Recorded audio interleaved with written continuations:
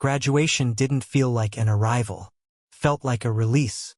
The applause ended, the gowns went back on hangers, and people started asking what came next, as if the answer was supposed to include them.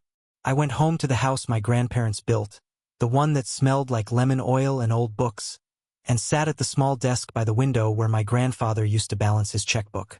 That's where I made the decision. It wasn't dramatic. I didn't tell anyone. I didn't warn anyone.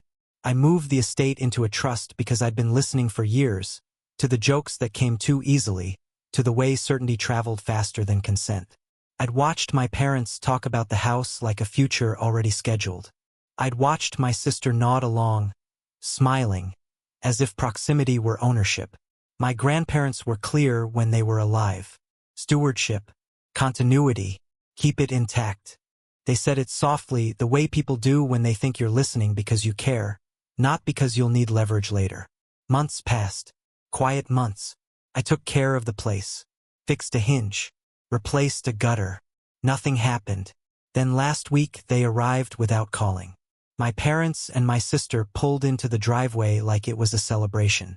Their smiles were wide and practiced. My sister carried a folder thick, official-looking, held at chest height, like she wanted it seen. "We had the house signed into my name," she said, before anyone sat down. "You're out by Friday." The word Friday landed like it had weight, like it had been rehearsed. I felt my body wait for the familiar surge. Heat, panic, the urge to explain myself into a corner. It didn't come. What came instead was something steadier, almost curious. I realized I wasn't being confronted. I was being informed of a plan I'd already accounted for. I smiled. Not sharply, not kindly, just enough to acknowledge the moment. "You really think I'd let that happen?" I said. They laughed. Paper rustled. My mother patted the folder like it was a pet. They left confident, already narrating how smoothly this would go. I didn't call a lawyer.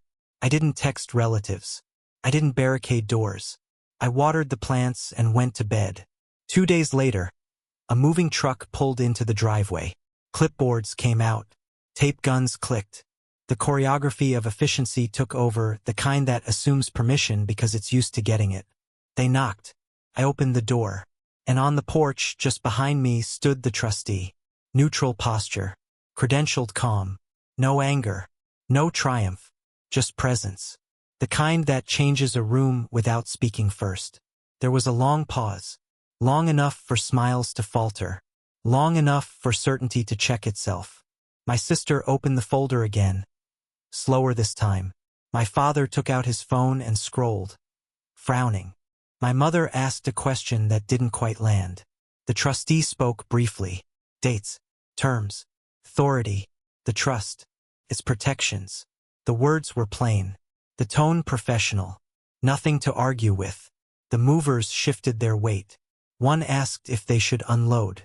"No," my father said quickly. The truck turned off. The driveway went quiet. They stayed a moment longer than necessary, hoping for negotiation that didn't come. I didn't add commentary. I didn't explain my reasoning. The facts had already done the work. When they finally left, the sound of tires on gravel felt louder than before. I closed the door and leaned my forehead against it. Not in relief exactly, but in recognition. This was what foresight felt like when it finally met reality. There was no celebration, no sense of victory, just alignment. I walked through the house afterward, touching familiar edges. The worn banister, the window that stuck in summer, the corner where my grandfather kept the radio. The house felt the same. That mattered. The days that followed were cooler. Messages became careful. Invitations slowed. No one apologized in a way that acknowledged intent. I didn't chase that. Some doors close quietly when you stop propping them open. Legacy isn't loud. It doesn't announce itself. It survives because someone shows up early, does the paperwork, and leaves room for silence to hold. I didn't stop anything that day.